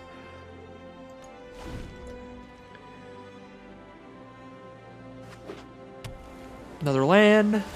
And pass turn. Okay. Hey, Fearless Pup. I'm not going to play you on this board, because our opponent can do 2 damage to all creatures off of the Frostpire. Undersea Invader. I think we're about to just get squished here.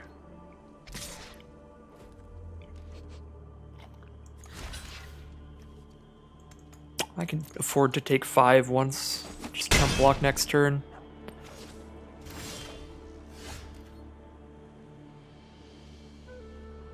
These are pretty bad draws for this late in the game. I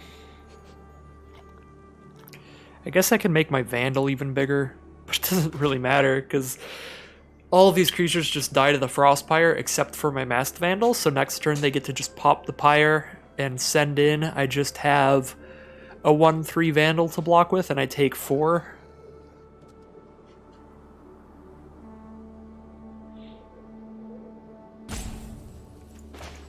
I think we just play a land and pass.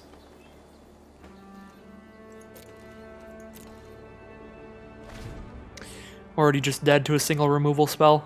They just shoot Masked Vandal and blow everything else up.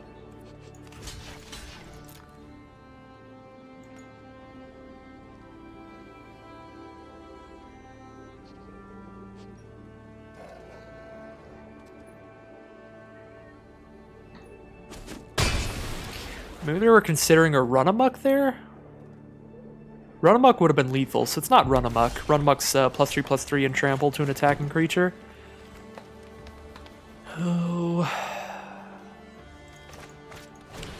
I guess if I play one creature at a time, they might not be convinced to sacrifice Frostpire, and then this can just chump block the Invader again. This 1/1.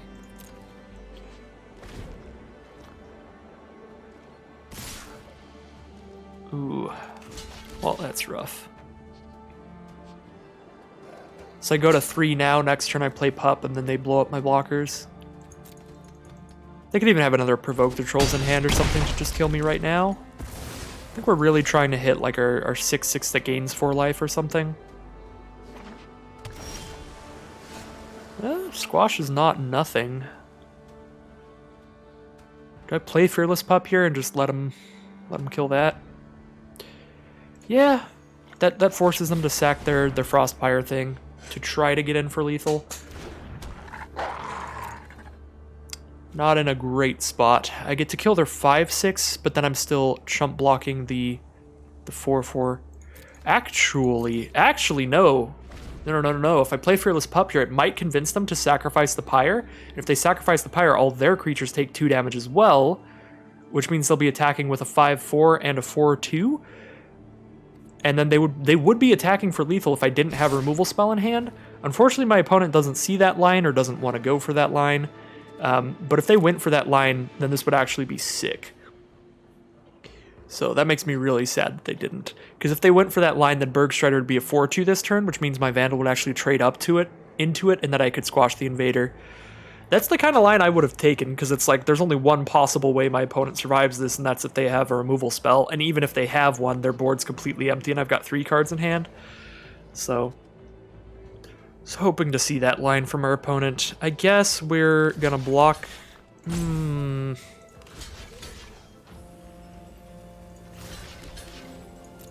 They've got the counterspell for the squash. They've got the counterspell for the squash.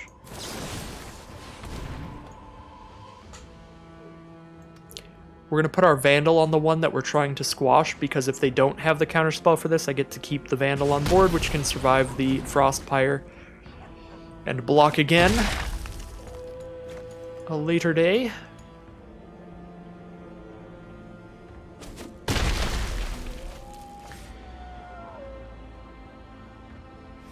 Maybe it's just all lands in their hand too. Oh my god, Demon Bolt. Do you have removal?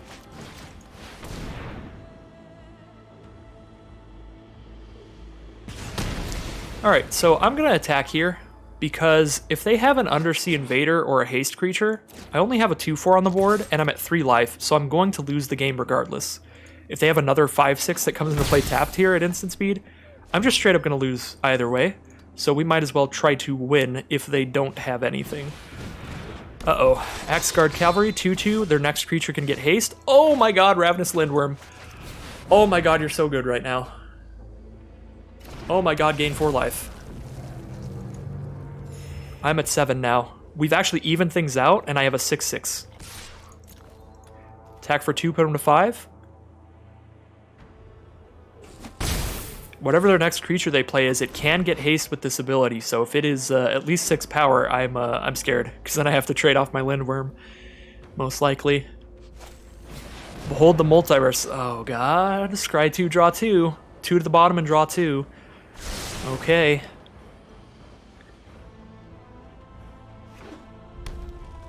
Still main phase 1, so they can haste something out. Giant's Amulet, they could haste that, but it's only a 4/5 against my 6/6 blocker. Snow-covered mountain. That's my 3rd snow source for any more frostbites, which is cute. If I send in with Lindworm, I only kill one of their blockers. I just kill their 4/5. Because I can only do 6 damage among those 2 creatures. So I'm just not doing anything here. We're back into the top deck more, and my opponent just drew 2 cards.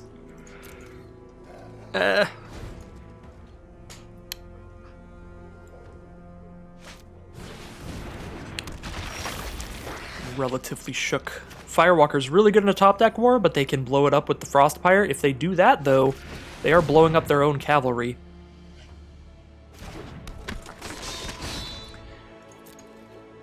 So at least we're trading 2 creatures, if that occurs.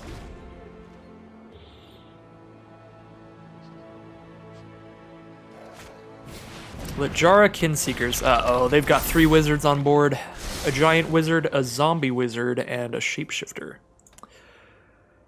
So they get to scry 1 again. I actually didn't see if they scried to the top or bottom there. Hopefully bottom, because that means that they're not about to draw something great. Yeah, I think we're attacking with the Firewalker to draw a card out of it. I guess we would be down a creature by doing that, and I need to worry about blocking as well. So maybe we don't. Maybe we don't. I'm not actually sure. Do I have a lot more like instant speed removal? I have 2 more Demon Bolts. Got 2 more Demon Bolts in here. I'm really trying to hit like a Doomscar Titan. 12 cards left, they have 10. Yeah, I guess I'm not attacking with Firewalker. Because like they just block with the 4/5 hexproof. Even if I hit a Demon Bolt, I just lose a creature there and I have less blockers. And I'm only at 7. Don't really want to get in that position.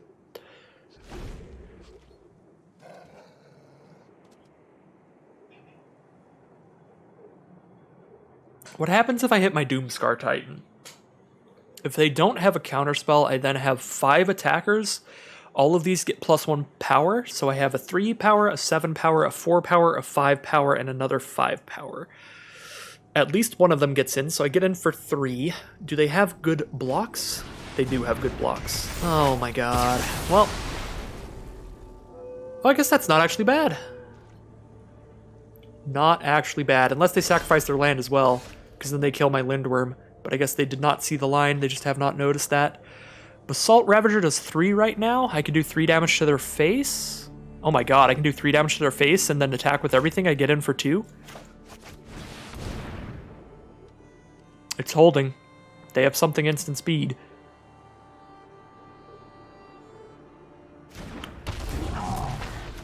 I'm going for it, whatever.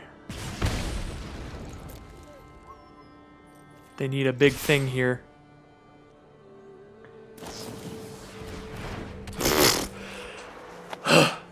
This intruder. Ruining my day every time. They still have to block all 3, so they don't get to kill any of my stuff. But now they crack back pretty well. Because I only have 1 blocker. I actually have no blockers if they sacrifice their thing. Oh my god.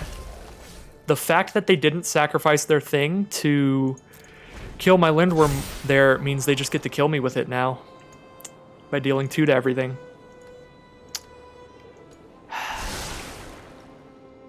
Gonna die to the stupid little intruder. Oh my god. My opponent does not realize that their land can do 2 to every creature. So I could win. They're tapped out. Oh my god, they have no cards in hand. Blow up a blocker, send in, get at least 2 in. Oh my god.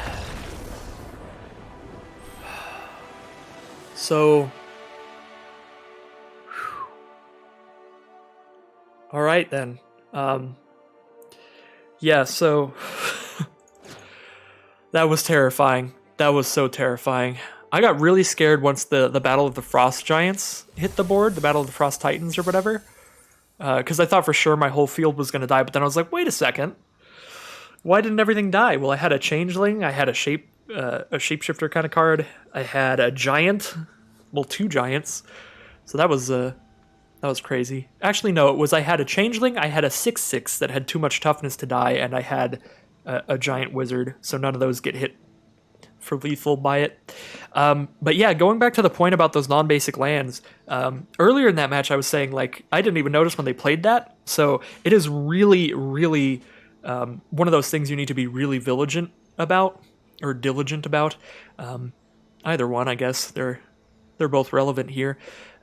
So really pay attention to the non-basics that your opponent's playing so that you can play around them in case they're going to do anything scary with them. That being said, you also do really need to be looking at your own mana base if you are running those kinds of non-basics and constantly remembering those abilities. I'm sure there's been times where I've forgotten as well, but unfortunately for our opponent, they forgot about their Frostland Pyre, and it ended up costing them the game there. They could have actually swung in for lethal right before I drew the out that game. So that was a crazy one there. We are 4-0 though with this Gruul deck, so a really, really fantastic start here.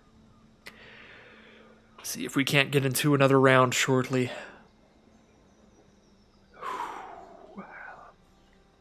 My blood is pumping. This is the best I've done so far outside of the early access event. Because I'm just constantly going like 3-3, 50-50 stuff, so even if I lose the next 3, I haven't like been on a 4-win streak in a while in Limited. Alright, well, opponent goes... Every game is going to be me drawing 2 lands, both of 1 color, with my opponent on the play, and just attempting to draw the correct mana. I'm going to get punished for this eventually, but I have the combo that I drafted that I thought was cool of Arnie with a Notvold Recluse, so that on turn 4 I'm attacking in with Arnie as a 5-power creature alongside a 4/2, or the other way around, just haste this out first and then do that. I'm going to keep it. It's the fun little combo I was trying to do the whole time. And it has not gone wrong for me yet, keeping the 2 landers on the draw. That being said, this one is the riskiest keep that we've had so far because we don't have the cheap instant speed removal that the other hands had. We do hit a red source, which is not ideal, but it is enough to cast a Broken Brow next turn. Broken Brow, sorry. Sfella from our opponents. That will stop Arnie from getting in here. We did draw our green source, so we can play Notvold Recluse first instead. That can attack into the Sfella and trade with it, but it also can just die to a Frostbite if our opponent has one of those. Would not be surprised with the amount of snow mana they're playing. Yep, there's a Frostbite. Fair enough. Now we get to play Arnie, and we get to hold up Snakeskin Veil, so we can attack in here, and I highly doubt they block. Well, if they attack here, then they just can't block. Could even just play a Craven Hulk here. They're going to return 2 snow permanents from their grave to the hand. There are none. So they get no value out of the 3 seasons. That's actually super clutch. I'm just going to play Craven Hulk first then. I'm not really worried about them drawing anything off that or anything. We can play it a little slow here. Next turn I get to play Arnie Broken Bow holding up a Snakeskin Veil, or if I draw another land I could hold up a Snakeskin Veil or a Squash. So our opponent is ramping up with Sfella. But yeah, we could have blown up the 3 seasons with our Masked Vandal if it were actually doing anything here, but it is not. So right now they have 3, 4, 5, 6 mana. 6 mana towards using the secondary effect. They need 8 mana. They get 1 more mana next turn. They're not going to be able to use it next turn, so we don't need to like blow up a Manalith with Mass Vandal yet or kill Svella with a squash. So I kind of like just getting aggressive, dropping Arnie and slapping them for 4 plus 5, slapping them for 9 here. I'm not holding up a hexproof spell if I do that, but hopefully their next turn is just, again, more setups for Svella. Just more setup for Svella to get in for more damage. Or to get more mana towards that ability. So I'm going to try to just get in for more damage. So now they just shuffle some cards from graves back to the library. So 3 Seasons was pretty clutch for me here, in that it didn't do anything for the opponent. Certainly an unlucky mill for them. You can tell they've got tons of snow permanents. They have 4 snowlands out already. So, some bad luck for our opponent here today. They are going to Raven form our Craven Hulk. Okay. Definitely happier with them Raven forming that than Raven forming Arnie. I guess they know they can hold back their 2/4 Svella to block that. So if I want to squash here, I gotta play a Mast Vandal to make it cost 2, or I gotta just spend all 5. I'd prefer to play the Mast Vandal, because I can play Mast Vandal, and then I can cast Squash for 2 for just these 2, and still hold up a Snakeskin Veil. I like that. But we are gonna squash Svella, I think.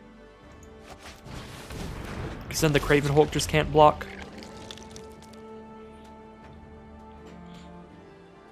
Oh, I don't even have a creature in my grave to blow up the Manalith.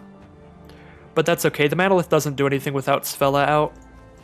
It does, I mean, it taps for a mana of any color, but they don't need that much mana unless they have Svella out. Theoretically. So we get to send in for 4 that they can't block. They're down to 7.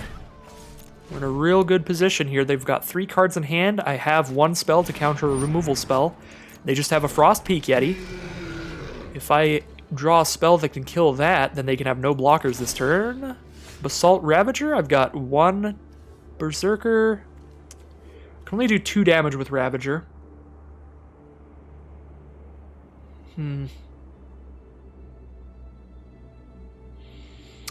Could just... Yeah, this is rough. I guess I send them with Broken Bow and they block with Craven Hulk and Frostpeak Yeti.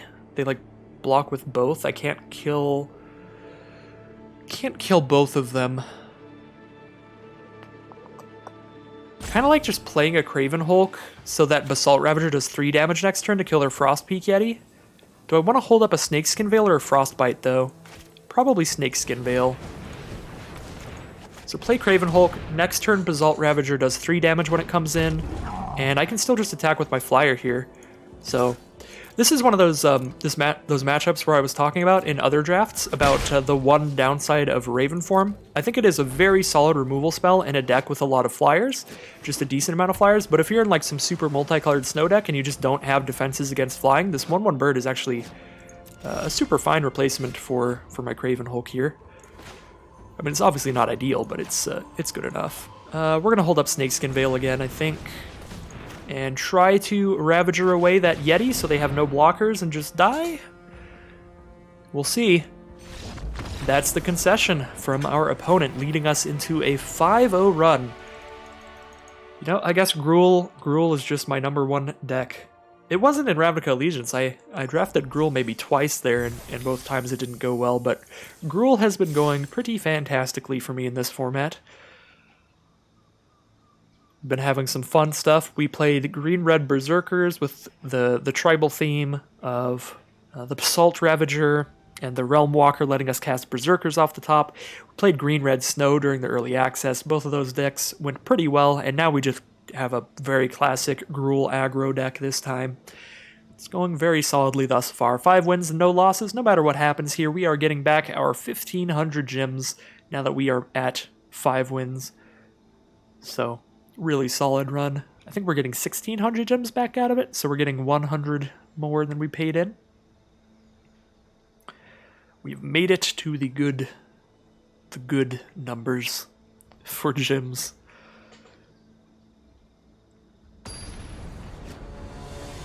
2 more wins to go to get a 7 win out of this. Get a nice solid run. I do have to say, the Mythic ratings, they get so much more brutal and so much harder later in the format. Like, right when I started Kaldheim, I was at like Mythic 200 or something, because I hadn't played in a while. And then with like a 50-50 win rate, I dropped all the way down to like 1200, and then in this video, I have not lost a single game, and I think I've only risen like 100 ranks. That's it. So things are crazy difficult near the end of the format for ranking up in Mythic. This is my first time in Mythic, so that is why I'm kind of confused about the whole rating system, and it's my first experience with it, which is why I'm kind of interested. So we're getting some blue-white. Blue-white does have a Foretell theme. They can be using stuff like the blue-white uncommon Owl. It's a 3-mana 2/2 flyer, and they draw a card every time they foretell something. Pretty solid card. It is relatively easy to kill, though, especially in my deck with Frostbite. Vega the Watcher is its name. I would rather kill that than curve out with Broken Bow, I think, because I don't want them to just draw a card all over the place. That being said, curving out, I get wildly aggressive here, which is solid. Not actually sure. I guess I get to kill that and still play a Fearless Pup. I could even just attack with Gladewalker, and they might even block, and I can just kill it with a Snakeskin Veil. No blocks, so we will play another Mountain. I get to play... I could play Masked Vandal as well, but I like Pup better here. Play the Pup. Play the Frostbite. Get that thing off the board so they're not drawing a card every time they cast a Foretold spell. And we're holding up a Snakeskin Veil. I don't think they're going to use targeted removal yet, but we've got the solution if they want to. If I draw a 4th land, oh, hoo-hoo, that is so solid. Now I get to play Arnie. Just send in Arnie here. They block and I Snakeskin Veil. If I attack with everybody, they can only really kill the Pup. I can trade up with anything else with the Veil.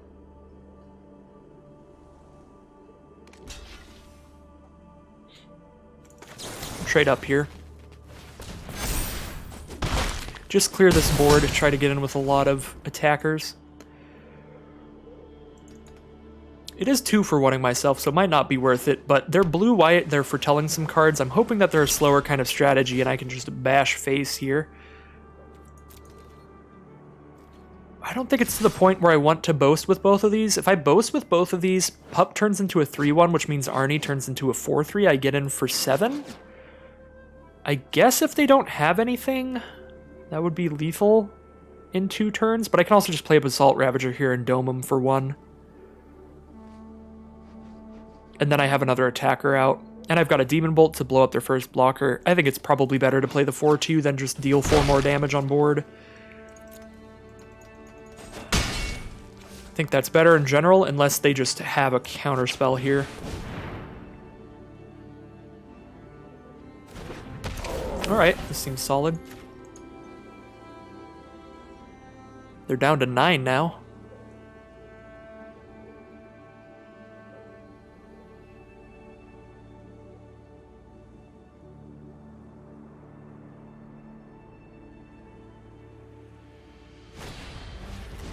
Depart the Realm to put the Ravager back in my hand. Well, I guess I get to do 1 damage to something again, at the very least. Another land from our opponent.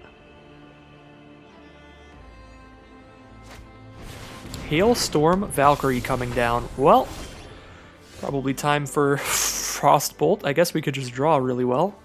And then I don't even need to Demon Bolt that. Actually, they have 2 snow mana up. That was about to be a real stupid play. Yeah, I gotta Demon Bolt it. Frostbite only does 2 damage and they have the mana to throw the snow mana into it and make it a 4/4 here. This does enough damage to kill it even if they buff it. Then I send in for 4. We've got a Frostbite if they play another small creature. Feeling pretty solid.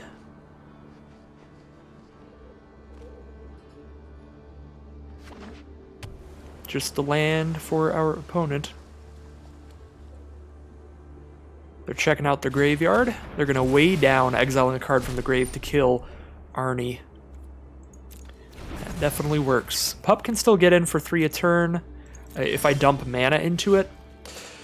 Would I rather hit them for 3 right now, put them to 2 life, or play another... I guess they scoop them up. I guess it's just all lands in their hand. Probably was going to end up just hitting them for 1 and casting another attacker there. Probably actually drop down the 4/4. The giant coward. I relate. I relate hard to the Craven Hulk.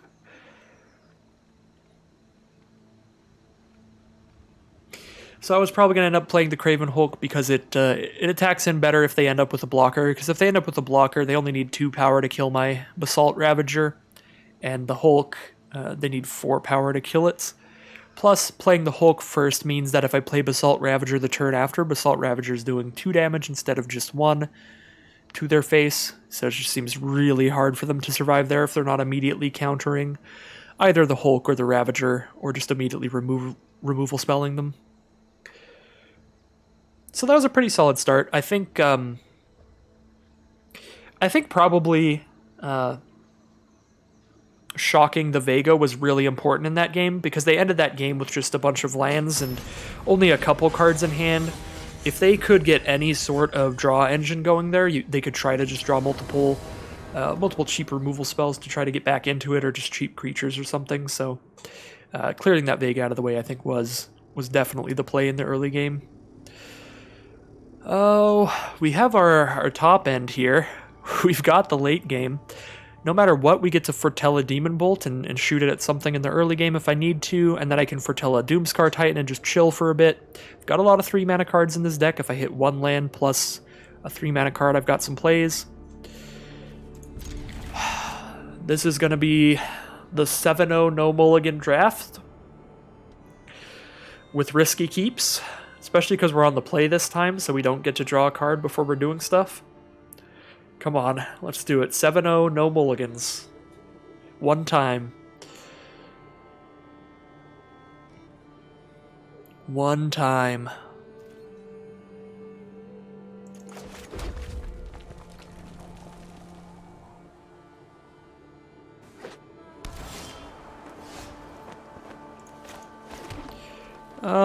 Yeah, we're foretelling Demon Bolt first. We're a million mana away from Doomscar Titan. Horizon Seeker is one of the 3-drops that I was talking about that is probably the most solid 3-drop possible to draw here, so that I can hit another land when I attack with that.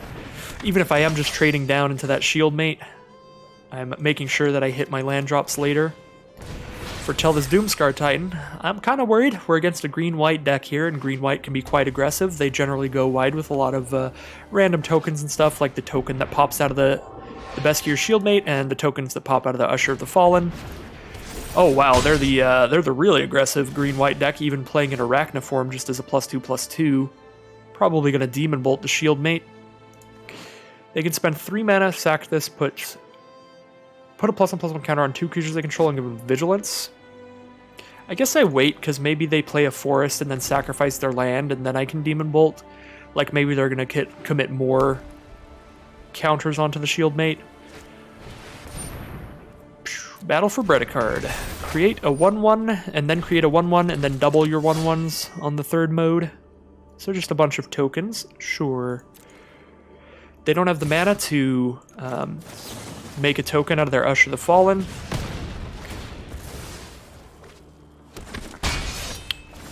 So their board is not that bad, and we have hit our 3rd land now.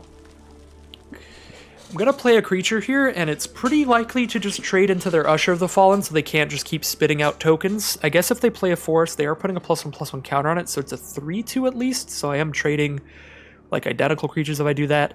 I think I want to play Breakneck Berserker, because I'm going to block here.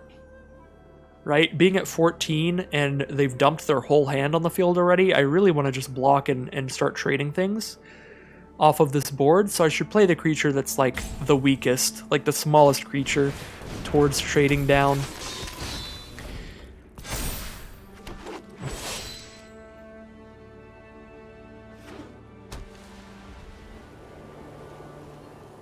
Unfortunately, they're going to have a million tokens.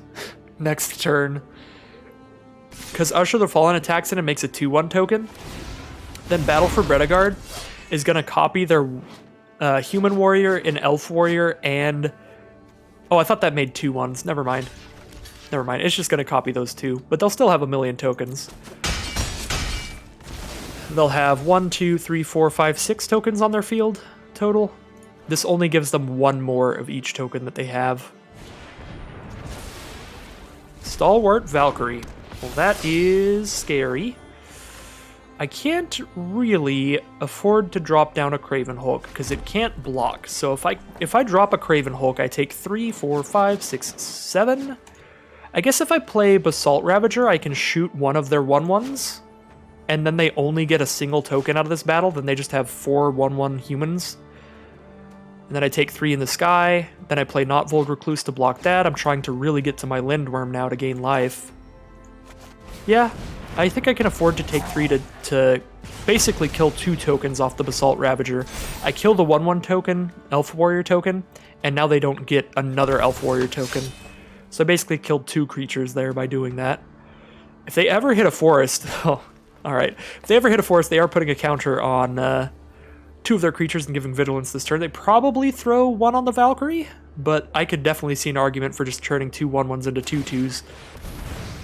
Alright, counter on the Valkyrie. I'm getting hit for 4 in the sky and 3 on the ground. I take 7 if I block like this, but I keep Ravager on the board. So I could take... Oh, they get lifelink too? Jesus. So I take 7. I go to 5 life, but then next turn they have that, and that. I play a reach creature. I can block there. Basalt Ravager can block there. I take 3, go to 4. Yeah, a bit risky, but I'm going to do it. Really trying to hit a couple more lands for the Lindworm now. Actually, a First Strike blocker is really solid. Yeah, and I can play 2 blockers this turn, thanks to that being 1 mana. Fearless Pup is a pretty great draw. So opponent now has to draw into something to pressure me. Or else I can kind of just chill behind this board. The one thing I am the most scared about is it only takes 1 removal spell to kind of crumble this board because I need the reach creature to block their flyer. I am going to trade there. Unfortunately, because the 1/1 First Striker is just going to hold off those tokens, and it's not going to trade with that. Doomscar Titan for a big old blocker, or I can play Craven Hulk or Horizon Seeker. I guess I play Horizon Seeker and attack in with it next turn to make sure I hit my 6th mana for Lindworm, because it also just blocks the 1/1s on the ground well.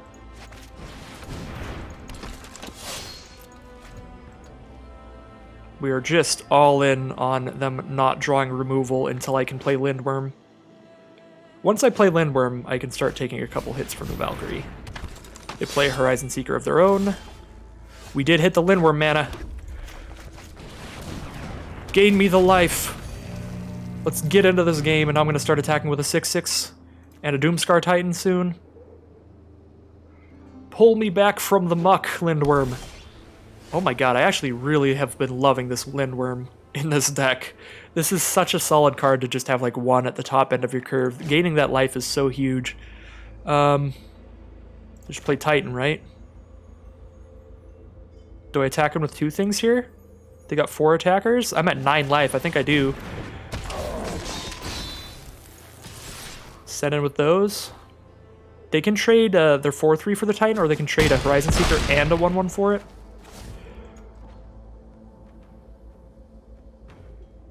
I'll trade a Horizon Seeker for their Horizon Seeker if they send that in to draw land. Just to get lands out of their deck. Still got the pup, just solidly holding things down on the ground. So now I take 6 or I chump block. Masked Vandal's gonna blow that up. They're at 14 here. They have 3 blockers, so they block there, and they take 1, 2, 3, 4, 5, 6. I don't have lethal next turn. I don't have anywhere near it, even if I keep Notvold Recluse out. If I take 6, I'm going to 9. Or if I take 6, I'm going to 3, which means I die if they draw a removal spell, even if I Masked Vandal away the Arachnoform. So that is real risky. But if I chump block here, I chump block and then I Masked Vandal away the Arachniform, and then they're going to start hitting me for 3 a turn, so I die in 3 turns. Actually, 4 a turn, but I still die in 3 turns to that. If I die in 3 turns, I'm sending him with these. I think I can afford to lose the Not Bold Recluse. If I draw Demon Bolt, I just win. So that works. That's solid.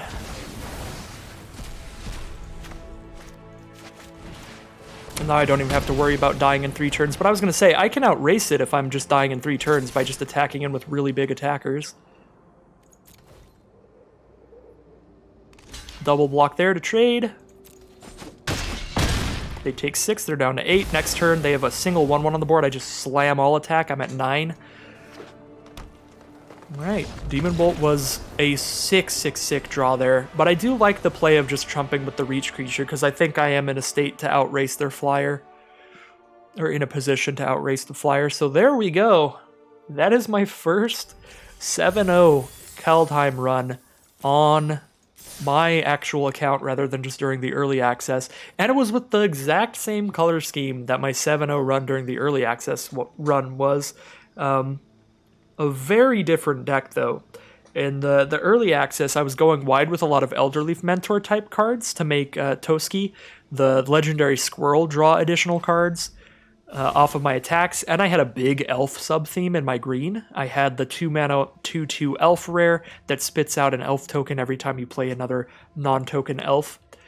So very different green-red decks, but both ended up being super solid. So this was a really fun deck. I gotta say, I am a big fan of Demon Bolt. That card is just absurd, and I think we were seeing just so many in that draft. Red was exceptionally open there. Green might not even have been that open, to be honest. Our green cards aren't even very good. We just happen to also be green here. These are all the kinds of green cards you could expect like mid to late in the packs. So I don't even know if we like read the table perfectly. But one thing is for certain, red was quite open, and we got some fantastic red stuff. So really solid, fun Gruul aggro deck there. As always, at the end of the video, I would like to thank you all so much for watching. I am going to open these packs at the end, as I have been forgetting to do, if you're interested in the pack openings. But yeah, if you enjoyed that content, just do what you're already doing. Stick around on the channel, like, comment, subscribe, any of those. Help me out with the YouTube analytics and all of that nonsense. But yeah, stick around right where you're at, and I will be back again with more Magic Arena content on the daily. Unfortunately, I'm not used to having to open 6 packs at the end, so the outro's going a little extra long here. We got 3 packs to go. What do we got? Rare wildcard, the best possible rare. 2 more packs. Spirit of the Alder Guard, cool card. Hey, Arnie. Arnie was really fun. I had a fun time with Arnie. I'm okay with having taken Arnie over the Poison the Cup there, even if it probably wasn't really the first pick. And Search for Glory as our final rare. Well, once again, thank you so much for watching, and I'll see you again for more Magic Arena tomorrow.